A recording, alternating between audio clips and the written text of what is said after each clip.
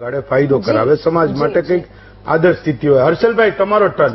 કે નવા વર્ષે બેને કીધું કે એ શું સંકલ્પ કરશે, તમને શું લાગે છે, શું લેવો જોઈએ? તમારે શું લેવો જોઈએ ને અમારે શું લેવો જોઈએ?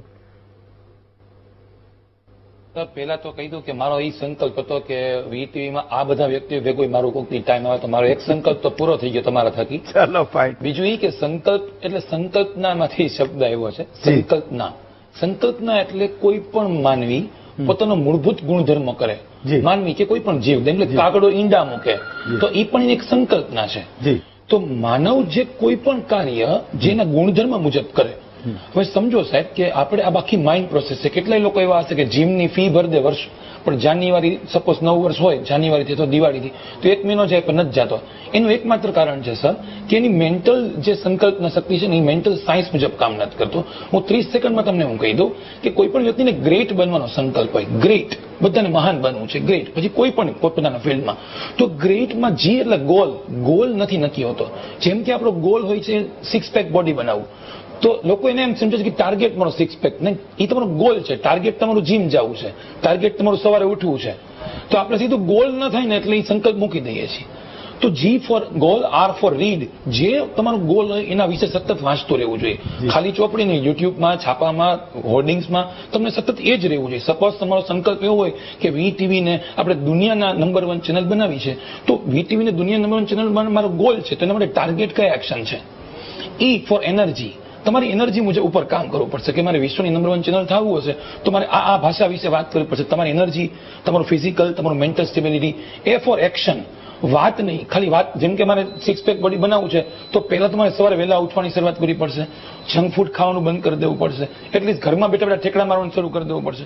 એક્શન, નાનામાં નાની વસ્તુનું એક્શન લ્યો. અને ટી ફોર ટીચર. એક ટીચર તમારે જીવનમાં જોશે. કોઈ પણ સંકલ્પ લેવો હોય તો there must be one person, ગુરુ કયો કે ટીચર કયો, કે જે તમારે કેવું પડશે. આ તમે સમજો કે આ જે ગ્રેટ બનવાનો જે સંકલ્પ છે, સપોઝ મારો એવો સંકલ્પ છે કે આવનારા વ્યક્તિ, હું મોટિવેશન સ્પીચ લઉં છું, ફિલ્મ આવે છે રીવાબેનની ફિલ્મ, તો ગઈકાલે જ મેં એનું પ્રીમિયર જોયું, ખૂબ સરસ ફિલ્મ છે. તો આવનારી ફિલ્મ છે, જેમ કે હું જ્યારે દરિયા, મેનિફેસ્ટેશન બહુ જરૂરી છે સંકલ્પ માટે. હું 2 વર્ષ પહેલા દીવના દરિયા કિનારે ચાલતો ત્યાં વિચારતો હતો કે ભાઈ શાહરૂખ ખાન જેવો હું, દરેકને વેમ હોય છોકરાઓને કે હું શાહરૂખ ખાન જેવો, મને વેમ હતો ભાઈ શાહરૂખ ખાનની જેમ સોનુ નિગમ ગીત ગાતો હર ઘડી બદલ રહી. તો આ હમણાં જે મારું ફિલ્મ આવે સરગમ, તેમાં ખરેખર સોનુ નિગમે મારા માટે ગીત ગાયું છે. તો સંકલ્પ ત્યારે જ પૂરો થાય છે જ્યારે તમે તમારા ગ્રેટની પ્રોસેસમાંથી નીકળો છો અને એને ગ્રેટફુલી નીકળો છો, અભિમાનથી નહીં, ઈશ્વરના ગ્રેટફુલનેસથી નીકળો છો કે થેન્ક યુ ગોડ કે તમે મારા સંકલ્પ માટે મદદ કરી. પછી એને કોઈ એજને લાગી વળતું નહીં સાહેબ. 40 વર્ષનો સંકલ્પ લઈ શકે છે, 50 વર્ષનો લઈ શકે છે, અને 75 વર્ષના પ્રધાનમંત્રી પણ આપણા 2047માં શું કરવું જોઈએ એના સંકલ્પ લઈ શકે છે સર. ચલો રાજભા, તમારો ટર્ન. મને લાગે ગઈ વખતે અવાજ નહોતો આવતો. હર્ષલભાઈ. Yes sir. અવાજ આવે છે મારો? હા, તમારો અવાજ આવે છે, બોલો. નાના નાના એ શું પ્રયત્નો હોય કે એક્શન વાસ્તવમાં સફળતામાં પરિણમે? હર્ષલભાઈ. પહેલા તો સર 4D આપણે ફોલો કરવા પડે. હું પહેલા વક્તા સાથે થોડોક ડિફર થઈશ. પહેલા તો ડ્રીમ આપણે જોવું જ પડે. એ ડ્રીમની પાછળ ડેટ લખવી પડે. દાખલાથી કોઈ એમ કે મારે સીએ થવું, પણ ક્યાં સુધી? તમે 92 વર્ષે સીએ તો ન કમાવો, પૈસા કમાવા પણ કેટલા? તો ડ્રીમ પર્ટિક્યુલર. એક ગાડી લેવી તો મોટી નહીં, પણ કેવડી, કઈ ગાડી, મોડેલ કયું, કયા કલરની, એક પરફેક્ટ ડ્રીમ જોવું જોઈએ સંકલ્પ માટે. જેમ કે આવતા વર્ષ સુધી મારે મારી હોમ લોન ક્લોઝ કરવી છે, તો હોમ લોન કેટલા રૂપિયાની છે એના માટે શું ડેટ નક્કી કરવી, ડ્રીમ ડેટ. અને ત્રીજું છે ડિક્લેર. તમારું ડ્રીમ ડિક્લેર કરવું જોઈએ. એક વખતે કહ્યું કે ડિક્લેર ન કરવું જોઈએ, પણ એવું માનું છું ડિક્લેર કરવું જોઈએ સર. કારણ કે આપણે યુનિવર્સ પાસે જે જોઈએ છે એને કેવું પડે છે. આપણે કઈ બુરી નજર વાત, મું કાલા, સારું જોઈએ, તો એ બધી વસ્તુ ટ્રકની પાછળ લખેલી હોય, મર્સિડીઝની પાછળ નહીં. સપોઝ કોઈ મોટા નેતા એમ કે છે કે 2025માં કે 2030માં આપણે આ સંકલ્પો છે, તો જો મોટા સંકલ્પો કરો તમે ડિક્લેર કરવા પડશે. અને 4th છે ડેડિકેશન. ડેડિકેશન જે તમારા ડ્રીમ તરફ જોઈએ એના માટે આપણે શું છે સાહેબ, મન છે ને આપણું 3D ની જેમ બાળક જેવું છે. તમારે જીએસટી 3 વસ્તુ આપવી પડશે. સાહેબે ભલે જીએસટી પાછું કે જે રીતે હું તમને જીએસટી આપું છું.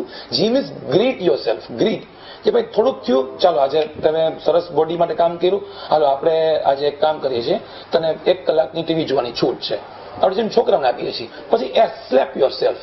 તમે 2 દિવસ સવારે ન ઉઠો તો સ્લેપ યોર સેલ્ફ. સ્લેપ. તમારી જાતને જગાડો કે ભાઈ હર્ષલ, તું આ ભૂલ કરો છો, કે સંકલ્પ આ લીધો છે, વાંચ કે શું સંકલ્પ લીધો છે. Dream, date, declare. ડેટ જો નહીં પહોંચી શક, અને ત્રીજું ટી ફોર થ્રેટ. હર્ષલ આ સંકલ્પ તે નથી કર્યો તો તે જે ધાર્યું છે અચીવ નહીં કરી શકે. તમારી જાતને ધમકાવો સાહેબ. તો આ જાગૃત મન અર્ધજાગૃત મન વચ્ચેની કન્વર્સેશન જ તમારી સંકલ્પ સિદ્ધ. તમે જો સંકલ્પ સિદ્ધ એક જ ભગવાન જોડાયેલા છે, હનુમાન. સંકલ્પ સિદ્ધ હનુમાન. હનુમાને જે સંકલ્પ કર્યા છે એ બધા પૂરા કર્યા. એને નાનું સૂક્ષ્મ રૂપ ધરી સિંહે દેખાવા અને જલ્દી રાંધી ગઈ અચરજ નહીં, 2 રૂપ પોતાની જાતને બચાવ્યા. તો એ સંકલ્પ એ જ સિદ્ધ કરી શકે જે પોતાને નાનામાં નાનો બનાવી શકે અને ટાઈમ આવે ત્યારે મોટા મોટો બનાવી શકે. જો હોગા દેખા જાયગા જમાનો પૂરો થઈ ગયો, જો દેખા જાયગા વહી હોગા. આ સંકલ્પ છે. બહુ સાચું. ચલો એક હર્ષલ